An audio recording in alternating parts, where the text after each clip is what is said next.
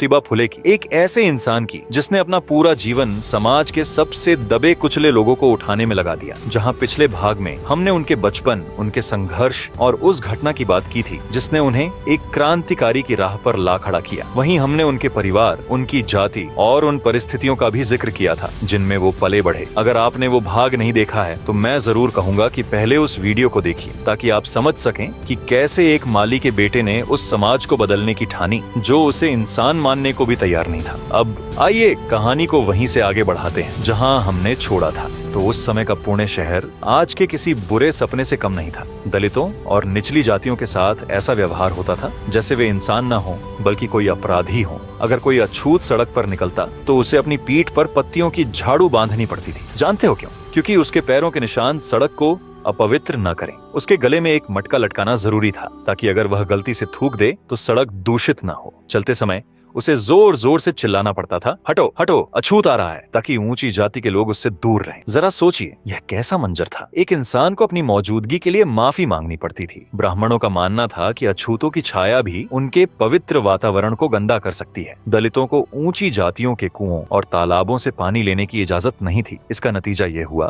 कि उन्हें गंदे कीचड़ भरे गड्ढों का पानी पीना पड़ता था। इस गंदे पानी की वजह से वे तरह तरह की बीमारियों का शिकार हो जाते थे। बच्चे, बूढ़े और औरतें सब बीमारी और अपमान के इस दलदल में डूबे थे। यह समाज नहीं बल्कि इंसानियत का कत्लखाना था। ज्योतिराव का दिल इस अत्याचार को देखकर पिघल गया। वे चुप रहने वालों में से नहीं थे। उनके भीतर की आग अब सिर्फ सवाल नहीं पूछ रही थी बल्कि जवाब ढूंढ रही थी। इस पर ज्योतिराव ने साल 1848 में एक ऐसा कदम उठाया जो उस समय की सोच से कोसों आगे था। उन्होंने अपने घर के पानी के हौज को दलितों और अछूतों के लिए खोल दिया। यह कोई साधारण कदम नहीं था। यह सिर्फ पानी का हौज नहीं था, यह मानवता की पहली लहर थी और बराबरी की पहली बूंद थी। ज्योतिराव ने कहा, पानी तो सबके लिए है। अगर इंसान को पानी पीने का हक नहीं तो वह इंसान कैसे? उनके इस कदम ने समाज में हड़कंप मचा दिया। ऊंची जातियों के ठेकेदार भड़क उठे। वे चिल्लाए, यह माली क्या खुद को ब्राह्मण समझता है? अछूतों को पानी पिलाकर धर्म को अपवित्र कर रहा है। ज्योतिराव के अपने रिश्तेदार भी उनके खिलाफ हो गए। उनके पिता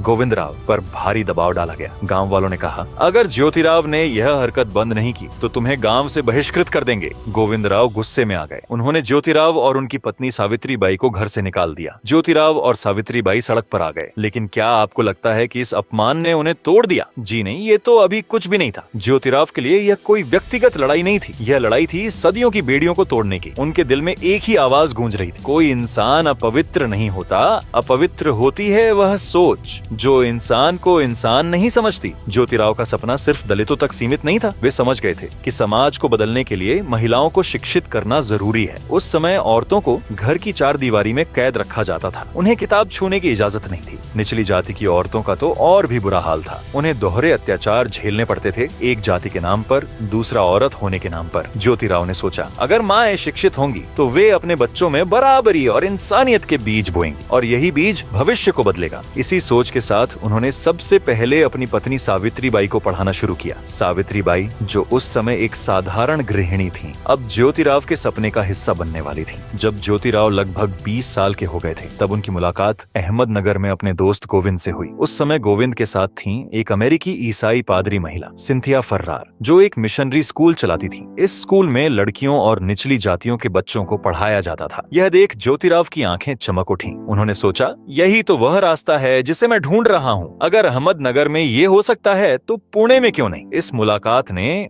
उनके सपने को पंख दे दिए। ज्योतिराव ने ठान लिया कि वे पुणे में भी ऐसा स्कूल खोलेंगे और 1 जनवरी 1848 को उन्होंने तात्या साहेब भिंडे की हवेली में भारत का पहला दलित और महिला स्कूल शुरू किया। यह कोई साधारण स्कूल नहीं था, यह उस दौर की सबसे बड़ी बगावत थी। 19वीं सदी के भारत में जहाँ लड़कियों का स्कूल जाना पाप समझा जाता था, वहाँ दलित और निचली जाति की लड़कियों के लिए स्कूल खोलना एक क्रांति थी। ज्योतिराव ने इस स्कूल की जिम्मेदारी अपनी पत्नी सावित्रीबाई को सौंपी। सावित्रीबाई भारत की पहली दलित महिला शिक्षिका बनी। यह एक ऐतिहासिक कदम था, लेकिन समाज के ठेकेदारों को यह बर्दाश्त नहीं हुआ। गांव में हंगामा मच गया। लोग चिल्लाने लगे, एक दलित औरत शिक्षिका, ये तो धर्म के खिलाफ है, ये शास्त्रों का अपमान है। सावित्रीबाई जब स्कूल जाती थीं, तो रास्ते में उनकी राह में कांटे बिछाए जाते थे। लोग उन पर मिट्टी फेंकते, गोबर उछालते और पत्थर मारते। गांव की औरतें ताने मारती, यह पढ़ेगी और पढ़ाएगी, नारी होकर समाज के खिलाफ चलेगी। पुरुष चिल्लाते, यह स्कूल बंद करो, नहीं नहीं तो अंजाम बुरा होगा। लेकिन सावित्रीबाई डरी नहीं। उनके इरादे पत्थर से भी मजबूत थे। वे हर सुबह साड़ी में एक अतिरिक्त कपड़ा लेकर निकलती थीं। जब लोग उन पर गंदगी फेंकते तो वे कपड़ा बदलती और स्कूल पहुंचकर बच्चों को पढ़ाती। सावित्रीबाई जानती थीं कि यह लड़ाई सिर्फ उनकी नहीं बल्कि हर उस औरत और दलित की थी जिसे सदियों से कुचला गया था। उनका हौसला देखकर ज्योतिराव का विश्वास और मजबूत हो गया। ये जोड़ी अब सिर्फ पति पत्नी नहीं थी, वे एक क्रांति के दो पहिए बन गए थे।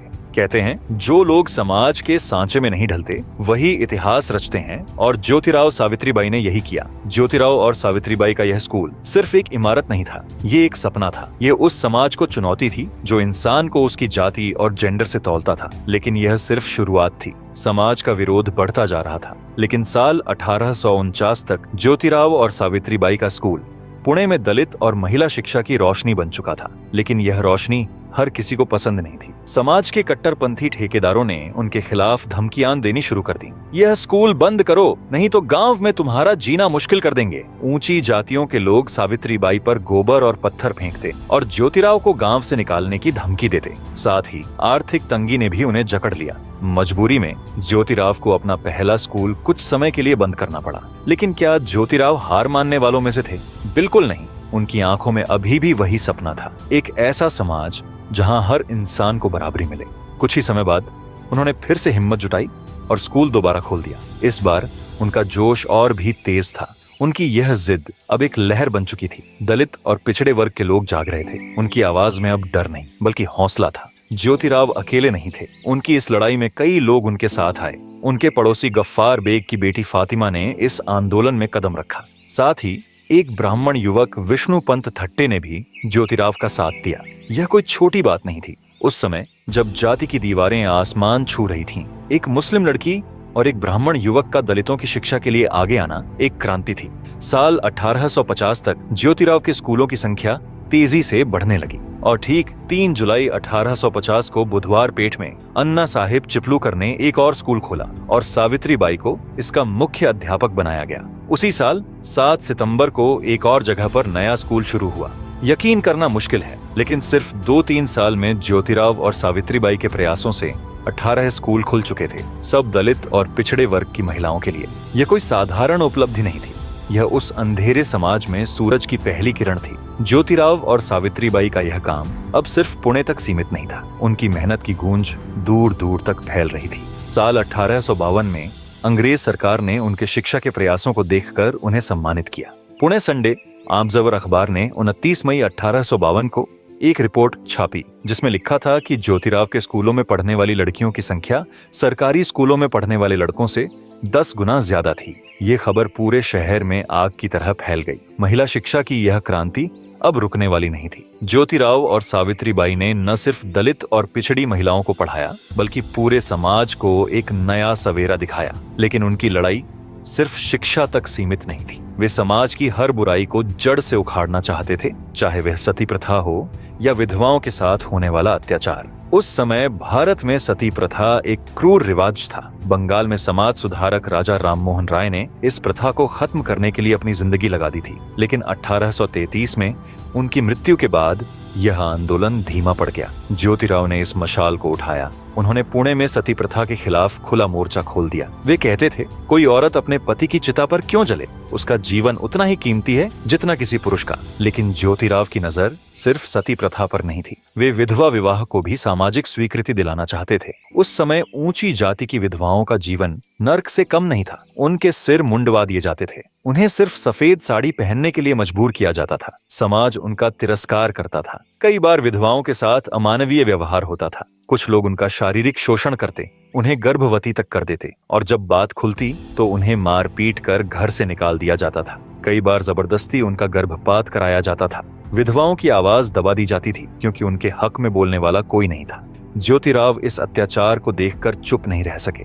साल 1853 में उन्होंने पुणे में एक बड़ी सभा बुलाई। इस सभा में सैकड़ों लोग शामिल हुए। ज्योतिराव ने खुलकर विधवा विवाह का प्रस्ताव रखा। उन्होंने कहा, हर औरत को जीने का हक है। विधवा होने का मतलब जिंदगी खत्म होना नहीं है। लेकिन समाज के ठेकेदारों को यह बात पसंद नहीं आई। वे चिल्लाए, यह शास्त्रों के खिलाफ है, यह धर्म का अपमान है। सभा में हंगामा हो गया और प्रस्ताव सर्वसम्मति से पास नहीं हो सका। लेकिन ज्योतिराव रुके नहीं। उन्होंने समाज के विरोध को ललकारा। उन्होंने पुणे में एक विधवा आश्रम खोल दिया। यह आश्रम उन विधवाओं के लिए एक सुरक्षित ठिकाना था जिन्हें उनके परिवार और समाज ने ठुकरा दिया था। खासकर ब्राह्मण परिवारों की विधवाएं, जिनके साथ सबसे ज्यादा अत्याचार होता था, अब इस आश्रम की ओर खींचने लगीं। ये आश्रम सिर्फ एक इमारत नहीं था, ये उस अंधेरी गुफा में सूरज की रोशनी की तरह था, जहां विधवाएं सम्मान और सुरक्षा के साथ जी सकती थीं। ज्योतिराव के इस कदम ने समाज में हलचल मचा दी। उनकी प्रेरणा से दूसरों ने भी इस राह पर कदम बढ़ाए। महादेव गोविंद रनाडे जैसे समाज सुधारक ने ज्योतिराव के काम से प्रभावित होकर 1860 से 1866 के बीच विधवा पुनर्विवाह संघ की स्थापना की और पंढरपुर में विधवा आश्रम खोले। विधवा विवाह की लड़ाई अब एक बड़ा आंदोलन बन चुकी थी। ज्योतिराव का मिशन सिर्फ विधवा विवाह तक सीमित नहीं था। वे महिलाओं को हर तरह से सशक्त बनाना चाहते थे। उस समय समाज में एक और क्रूर प्रथा आम थी, नवजात बच्चों की हत्या। खासकर वो विधवाएं जो मजबूरी में गर्भवती तो हो जाती थीं, परंतु समाज के डर से अपने बच्चों को मार देती थीं। ये महिलाएं न सिर्फ अपमान और शोषण की शिकार थीं, बल्कि उनके बच्चों को भी जीने का हक नहीं मिलता था। ज्योतिराव का दिल इस अत्याचार को देखकर पसीज गया। वे सोचते थे, क्या एक बच्चे का जन्म उसका गुनाह है? क्या एक माँ को सिर्फ समाज के डर से अपने बच्चे की जान लेनी चाहिए? इस पर साल 1863 में ज्योतिराव ने एक साहसी कदम उठाया। उन्होंने बाल हत्या प्रतिबंधक गृह की स्थापना की। यह गृह उन औरतों के लिए एक सुरक्षित ठिकाना था जो मजबूरी में अपने बच्चों को मारने के लिए विवश थीं। इस गृह में गर्भवती विधवाओं को न सिर्फ आश्रय मिलता था, बल्कि उनके बच्चों को भी जिंदगी मिलती थी। लेकिन ज्योतिराव यहीं नहीं रुके। उन्होंने एक ऐसा कदम उठाया जिसने समाज को हिला कर रख दिया। इसी दौरान ज्योतिराव को एक गर्भवती ब्राह्मण विधवा काशीबाई के बारे में पता चला। काशीबाई को समाज ने ठुकरा दिया था। उसे न तो परिवार ने अपनाया, न ही गांव वालों ने। ज्योतिराव और सावित्रीबाई ने उसे अपने घर में पनाह दी। उन्होंने अपने घर में ही काशीबाई के प्रसव की व्यवस्था की। काशीबाई ने एक बेटे को जन्म दिया जिसका नाम रखा गया यशवंत। लेकिन ज्योतिराव ने जो किया वह उस समय के लिए अकल्पनीय था। उन्होंने यशवंत को गोद ले लिया। यह कोई साधारण फैसला नहीं था।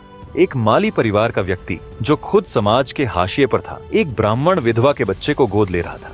ज्योतिराव ने समाज को खुला संदेश दिया, जीवन को बचाना ही असली धर्म है। बच्चा किसी भी जाति का हो, वह इंसान है और हर इंसान को जीने का हक है। इस कदम ने समाज के ठेकेदारों को बेचैन कर दिया। लोग चिल्लाए, यह माली धर्म को अपवित्र कर रहा है।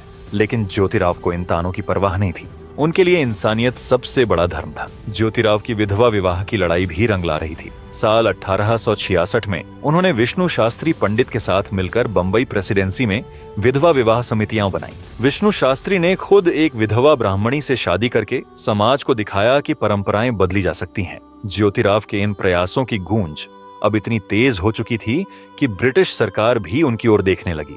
साल 1872 में ब्रिटिश सरकार ने नेटिव मैरिज एक्ट लागू किया, जिसने विधवा विवाह को कानूनी मान्यता दे दी। यह ज्योतिराव की एक बड़ी जीत थी। लेकिन ज्योतिराव के लिए यह सिर्फ शुरुआत थी। सती प्रथा को खत्म करना, नवजात बच्चों की हत्या रोकना और विधवा विवाह को बढ़ावा देना, ये सब उनके मिशन का हिस्सा थे। वे मानते थे कि जब तक समाज की सबसे कमजोर कड़ी यानी औरतों और दलितों को सम्मान नहीं मिलेगा, तब तक कोई भी प्रगति अधूरी है। समझ गए दोस्तों? जैसे कभी समाज ने औरतों और दलितों को नीचा दिखाया, उन्हें दोयम दर्जे का माना, उसी तरह आज हम वही नजरिया बिहार के साथ अपना रहे हैं। मेरी बात ध्यान से सुनो और याद रखना, जैसे आज हम बिहारियों को गंदी नजर से देख रहे हैं, वैसे ही पूरी दुनिया हमारे भारत को उसी गंदी नजर से देखती है। जब तक हम अपने ही लोगों की इज्जत करना नहीं सीखेंगे, तब तक हम दुनिया से इज्जत की उम्मीद कैसे कर सकते हैं?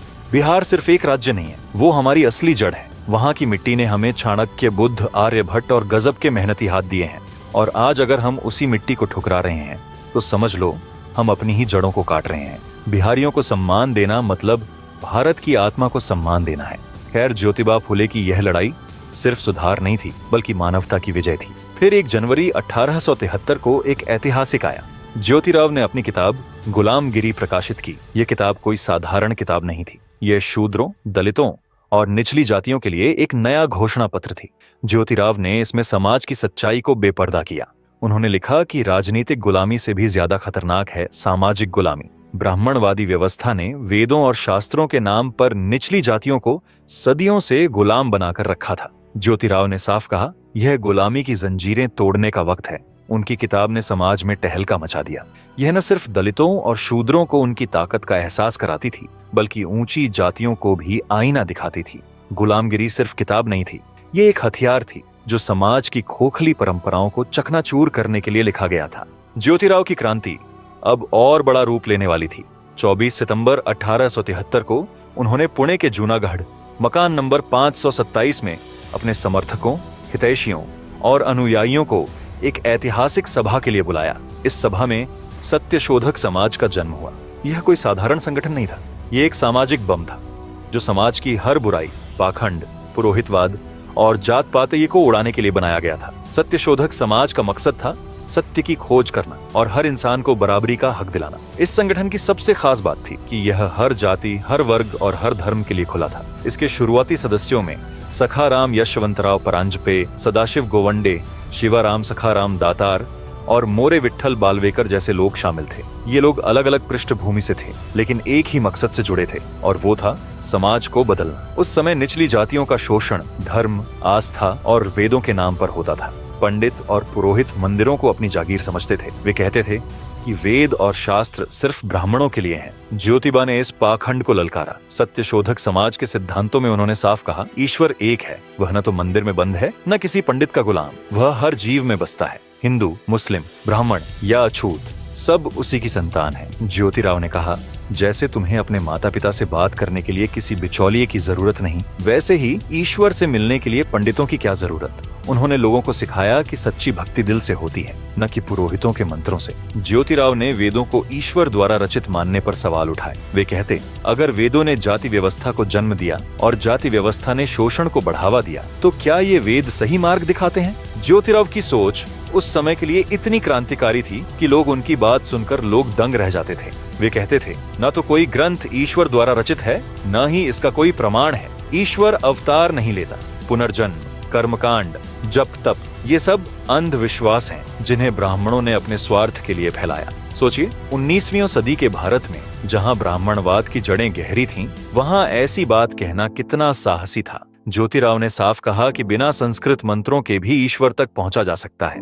यह उनके दिमाग की वह चिंगारी थी जो समाज की हर बुराई को जलाने वाली थी। सत्यशोधक समाज के लक्ष्य साफ थे। पहला था ब्राह्मणवादी मानसिकता को तोड़ना। ज्योतिराव मानते थे कि ब्राह्मण पुरोहित डर और अंधविश्वास फैलाकर लोगों को ठगते हैं। वे अनिष्ट का भय दिखाकर आम लोगों का शोषण करते थे। दूसरा, मूर्ति पूजा और कर्मकांडों का अंत। वे कहते थे कि मूर्ति पूजा और धार्मिक कर्मकांड ब्राह्मणों की दुकानदारी का हिस्सा है। सच्ची भक्ति दिल से होती है, न कि मंदिरों में। तीसरा, शिक्षा का प्रसार, खासकर औरतों और निचली जातियों के लिए शिक्षा का हक सुनिश्चित करना। और चौथा, छुआछूत का खात्मा, अछूतों को समाज में बराबरी का दर्जा देना और उनके साथ भेदभाव को जड़ से मिटाना। ज्योतिराव ने अपनी किताबों किसानों का कोड़ा और गुलामगिरी में ब्राह्मणवादी चालाकियों को साफ शब्दों में बेपर्दा किए हैं। उन्होंने लिखा कि कैसे वेदों और शास्त्रों के नाम पर निचली जातियों को गुलाम बनाया गया। उनकी ये बातें हिंदू धर्म की परंपराओं के खिलाफ थीं। नतीजा, हर कदम पर उनका विरोध हुआ। कट्टरपंथी उनके खून के प्यासे हो गए। कई बार उनकी हत्या की कोशिशें भी हुईं, लेकिन ज्योतिराव डरे नहीं। वे कहते थे, सच की राह पर चलने वाला कभी झुकता नहीं। ज्योतिराव ने सत्यशोधक समाज के जरिए न सिर्फ समाज को जगाया, बल्कि एक नई परंपराएं भी शुरू की। उन्होंने सत्यशोधक विवाह की शुरुआत की। यह विवाह कोई साधारण रस्म नहीं था। इसमें न ब्राह्मणों की जरूरत थी, न फिजूल खर्ची की, न 7 फेरे थे, न संस्कृत मंत्र। बस एक साधारण वचन लिया जाता था कि स्त्री और पुरुष बराबर हैं, वे एक दूसरे के मित्र हैं और साथी हैं। ये उस समय के लिए एक विद्रोही कदम था। जब सत्यशोधक विवाह होने लगे तो ब्राह्मणों ने हंगामा मचा दिया। उन्होंने ज्योतिराव के खिलाफ मुकदमा दायर किया। वे चिल्लाए, यह शास्त्रों का अपमान है, यह धर्म के खिलाफ है। लेकिन ज्योतिराव ने इन धमकियों को हवा में उड़ा दिया। वे कहते थे, अगर धर्म इंसान को बांटता है तो ऐसा धर्म धर्म नहीं, पाखंड है। उनकी यह निर्भीकता लोगों को प्रेरित करने लगी। धीरे धीरे सत्यशोधक समाज की शाखाएं महाराष्ट्र के हर कोने में फैलने लगीं। यह अब जनता का संगठन बन चुका था। यह मशाल अब किसी एक हाथ में नहीं थी, यह पूरे समाज की मुट्ठियों में जल रही थी। ज्योतिराव की नजर सिर्फ दलितों और औरतों तक सीमित नहीं थी। वे हर उस इंसान के लिए लड़े जिसे समाज ने हाशिए पर धकेल दिया था। साल 1874 में महाराष्ट्र में किसानों का विद्रोह उफान पर था। साहूकार और जमींदार किसानों को लूट रहे थे। ज्योतिराव खुलकर किसानों के साथ खड़े हो गए। वे सभाएं करते, गांव गांव जाकर किसानों को उनकी ताकत का एहसास कराते। वे कहते थे, किसान सुखी तो विश्व सुखी। जब ज्योतिराव पुणे नगर पालिका के सदस्य बने तो उनकी नजर मिल मजदूरों की बदहाली पर पड़ी। कारखानों में औरतें और बच्चे 14-14 घंटे बिना छुट्टी के पिस रहे थे। उनकी मजदूरी इतनी कम थी कि वे 2 वक्त की रोटी भी मुश्किल से जुटा पाते थे। ज्योतिराव ने इस अन्याय को बर्दाश्त नहीं किया। उन्होंने नारायण लाल लोखंडे के साथ मिलकर मजदूरों को संगठित करना शुरू किया। ज्योतिराव और लोखंडे ने सभा दर सभा, मंच दर मंच मजदूरों की आवाज बुलंद की। साल 1888 में लोखंडे ने मुंबई में पहला मजदूर सम्मेलन बुलाया। इस सम्मेलन में 6000 मजदूरों ने हस्ताक्षर किए और एक मांग पत्र सरकार तक पहुंचाया। उनकी मेहनत रंग लाई। साल 1890 में उनके प्रयासों से रविवार की छुट्टी का कानून पास हुआ। यह मजदूरों के लिए एक ऐतिहासिक जीत थी। इसके साथ ही मिल मजदूर संगठन की नींव पड़ी, जो मजदूरों के हक की लड़ाई को और आगे ले गया। ज्योतिराव की नजर किसानों की दुर्दशा पर भी थी। साहूकार और जमींदार जाली हिसाब किताब बनाकर किसानों को कर्ज के जाल में फंसाते थे। ज्योतिराव ने इस शोषण के खिलाफ आवाज उठाई। सत्य शोधक समाज के दबाव और ज्योतिराव की सिफारिश पर साल 1878 में दक्कन किसान राहत कानून बना, जो 1879 में लागू हुआ। इस कानून का मकसद था किसानों को कर्ज के बोझ से मुक्त करना और साहूकारों के जाल से बचाना। ये कानून किसानों के लिए एक बड़ा सहारा बना। ज्योतिराव की यह लड़ाई सिर्फ एक वर्ग के लिए नहीं थी, वे हर उस इंसान के लिए लड़े जिसे समाज ने कुचला था, चाहे वह दलित हो, औरत हो, किसान हो या मजदूर। ज्योतिराव की मशाल हर वंचित के लिए जल रही थी। ज्योतिराव मानते थे कि भाषा सिर्फ बोलने का जरिया नहीं, बल्कि सत्ता और शोषण का हथियार है। उस समय संस्कृत को देवताओं की भाषा कहा जाता था और उसे सिर्फ ब्राह्मणों तक सीमित रखा गया था। निचली जातियों को संस्कृत छूने की भी इजाजत नहीं थी। ज्योतिराव ने इस पाखंड को ललकारा। वे मराठी संतों की बात दोहराते थे, अगर संस्कृत देवताओं की भाषा है तो क्या मराठी चोर उचक्कों की भाषा है। उन्होंने लोक भाषा यानी मराठी को जनता की आवाज बनाया। वे कहते थे, लोक भाषा में ही जनता की ताकत है। यह वही भाषा है जिसमें लोग अपने दुख दर्द बयान करते हैं। ज्योतिराव ने मराठी में सभाएं की, किताबें लिखी और लोगों को सिखाया कि अपनी भाषा में बोलने का हक छीनना भी एक तरह की गुलामी है। और आज हम अपने ही देश में वही भूल दोहरा रहे हैं। हमारे देश में आज भी ये सोच बसी हुई है कि जो अंग्रेजी बोलता है वही पढ़ा लिखा और काबिल है, और जो हिंदी या कोई अन्य भारतीय भाषा बोलता है उसे कमतर समझा जाता है।